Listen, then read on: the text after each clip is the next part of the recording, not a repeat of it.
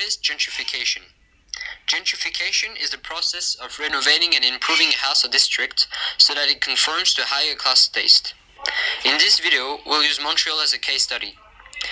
Montreal is the second city most populated of Canada. It is situated at the southeast of its country, and contrarily to the public's idea, it is not Canada's capital, which is Ottawa.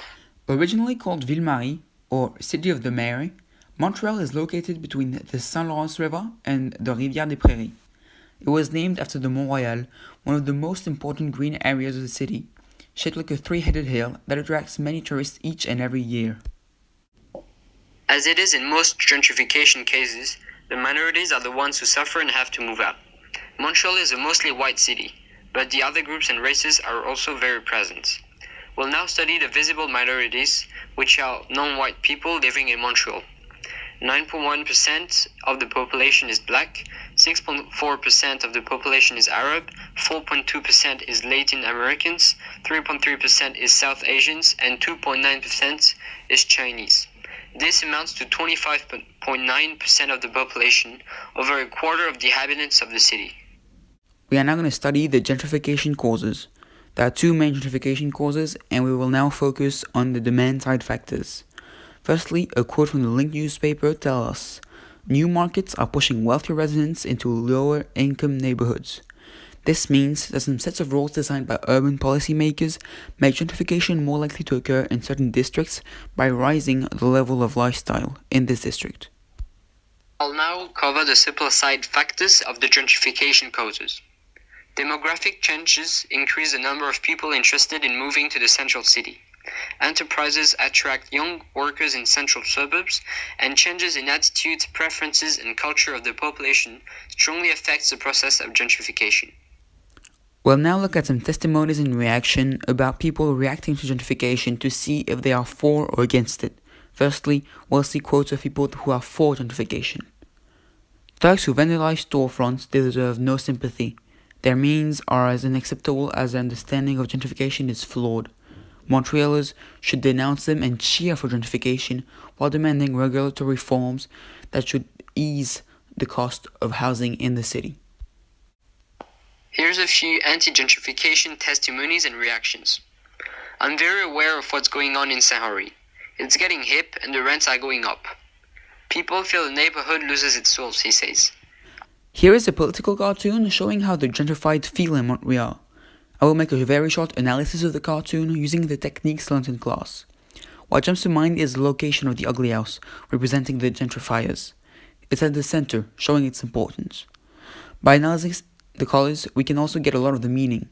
Green for money, yellow for greed, red for violence. We can also see how the other two houses are staring at it in fear, as if they were to be gentrified next. Gentrification consequences.